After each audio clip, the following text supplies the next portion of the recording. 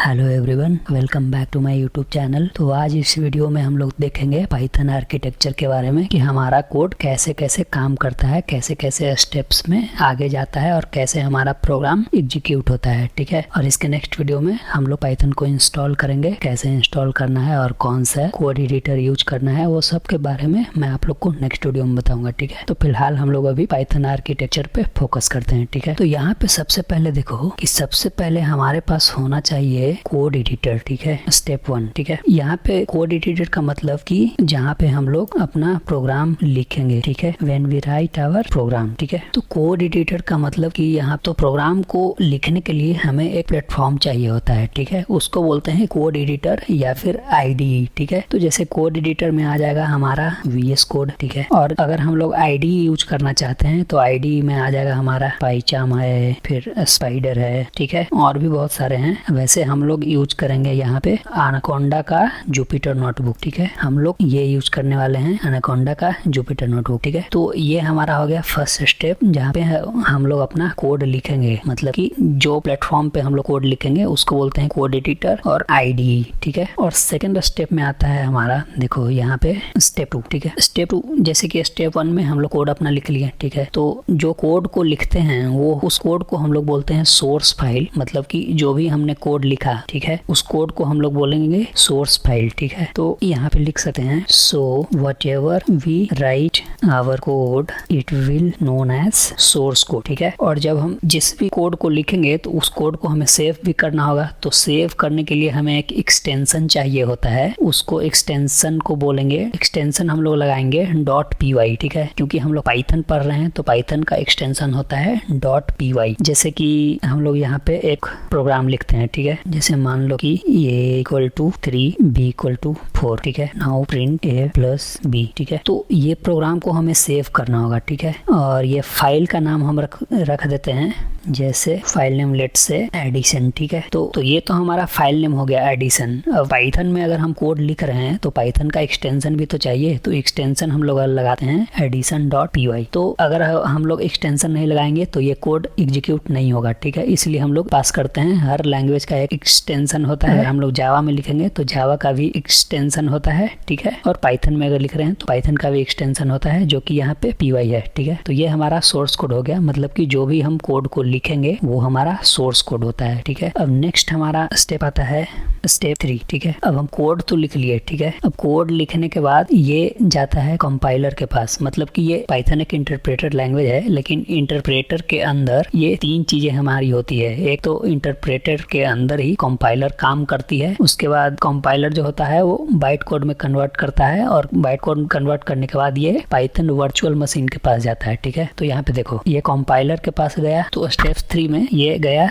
It goes to compiler inside the interpreter. ठीक है, and it checks all the syntax error and all. Okay, मतलब कि हमारा compiler क्या करेगा कि सोर्स फाइल तो हमने बना लिया, कोड अपना लिख लिया। ठीक है, कोड लिखने के बाद ये कंपाइलर के पास जाता है। कंपाइलर क्या करेगा कि हमारे कोड में जितने भी एरर हैं वो सबको चेक करेगा। अगर कोई एरर है तो वो बता देगा। ठीक है, अगर कोई नई एरर है तो ये आगे बढ़ेगा। ठीक है, आगे बढ़ने के बाद ये हमारा स्टेप 4 आएगा। अब स्टेप 4 में क्या करेगा कि हमारा कोड तो कंपाइल हो गया, अगर कोई एरर नहीं है तो ये आगे बढ़ा देगा। कंपाइलर जो है वो बाइट कोड में कन्वर्ट करेगा। ठीक है, तो compiler sends our code to next steps which is byte code. ठीक है, तो हमारा कोड जो होता है वो बाइट कोड में कन्वर्ट हो जाता है। ठीक है, ये internally our code is converted it into byte code. ठीक है, और ये बाइट कोड में कन्वर्ट करके एक फाइल बनाता है, और जिस फाइल का नाम होता है .pyc एक्सटेंशन। ठीक है, और .pyc एक्सटेंशन हम लोग देख सकते हैं, लेकिन देख के कुछ समझ में नहीं आएगा क्योंकि ये बाइट कोड फॉर्म में रहता है। तो मतलब अगर IDE यूज कर रहे हो तो .pyc फाइल हम लोग देख सकते हैं। ठीक है, अब हमारा कोड बाइट कोड में तो कन्वर्ट हो गया। बाइट कोड में कन्वर्ट होने के बाद ये हमारा नेक्स्ट स्टेप पे जाता है, जो कि PVM है, पाइथन वर्चुअल मशीन। ठीक है, अब 5th स्टेप में जाके ये क्या करता है कि कि जो बाइट कोड हमारा जो बनता है वो मशीन कोड में कन्वर्ट हो जाता है, ठीक है। Byte code converted it into machine code, ठीक है, in PVM which is Python virtual machine, ठीक है। और जब यहाँ पे जब हमारा कोड जो है पीवीएम स्टेप में जाता है, मतलब कि पाइथन वर्चुअल मशीन में जाता है, तो हमारा कोड मशीन कोड में कन्वर्ट हो जाता है, ठीक है। मतलब कि कंप्यूटर जो है वो हमारा मशीन कोड को ही समझता है, अंडरस्टैंड करता है, ठीक है। यहाँ पे हमें मशीन कोड में ही कन्वर्ट करवाना था जिससे कि कंप्यूटर हमारा प्रोग्राम को समझ सके और जो हम करना चाहते हैं कोड के थ्रू वो कोड हमें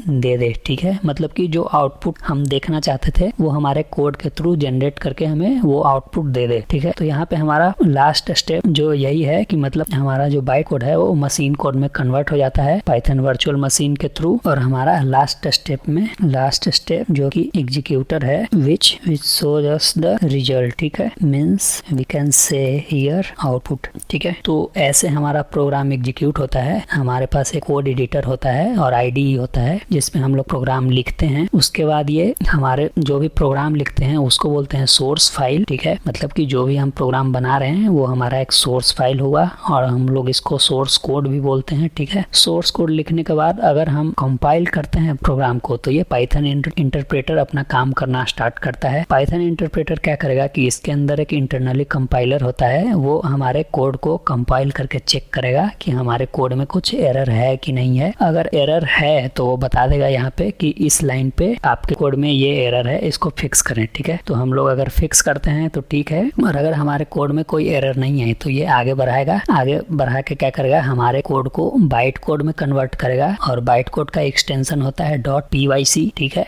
बाइट कोड फाइल जनरेट करेगा और वो बाइट कोड फाइल जो है वो पाइथन वर्चुअल मशीन में जाएगा। पाइथन वर्चुअल मशीन क्या करेगा कि ये हमारा बाइट कोड को मशीन कोड में कन्वर्ट कर देगा, ठीक है। और कंप्यूटर जो है हमारा मशीन कोड को ही अंडरस्टैंड करता है और वो मशीन कोड जो है वो एग्जीक्यूटर के पास जाके वो हमारा प्रोग्राम के रिजल्ट को दिखा देगा, ठीक है। तो ऐसे पाइथन काम करता है, मतलब कि हमारा सोर्स कोड कैसे एग्जीक्यूटेबल फाइल में कन्वर्ट होता है, ये हमारा प्रोसेस था। यहाँ पे मैं लिख देता हूँ how our code is converted it into executable code, ठीक है। तो ये हमारा था कि हमारा सोर्स कोड जो है वो एग्जीक्यूटेबल कोड में कैसे कन्वर्ट होता है। ये सब स्टेप्स है जो मैंने आपको एक्सप्लेन कर दिया। तो ये हमारा पाइथन आर्किटेक्चर था, हमारे कोड का एग्जीक्यूशन फ्लो यही होता है। तो इस वीडियो को इतना ही रहने देते हैं फिलहाल। नेक्स्ट वीडियो में हम लोग सीखेंगे कैसे पाइथन को इंस्टॉल करना है और कैसे हम लोग VS कोड या फिर ID जो भी आप यूज करना चाहते हो कैसे इंस्टॉल करेंगे उसको, ठीक है। वो सब सारी चीजें नेक्स्ट वीडियो में देखेंगे। तो फिलहाल इस वीडियो को इतना ही रहने देते हैं। अगर चैनल पर नया हो तो सब्सक्राइब कर देना। अगर समझ में आ रही है सब कुछ तो वीडियो को लाइक कर देना और बाकी मिलते हैं नेक्स्ट वीडियो में। Thank you.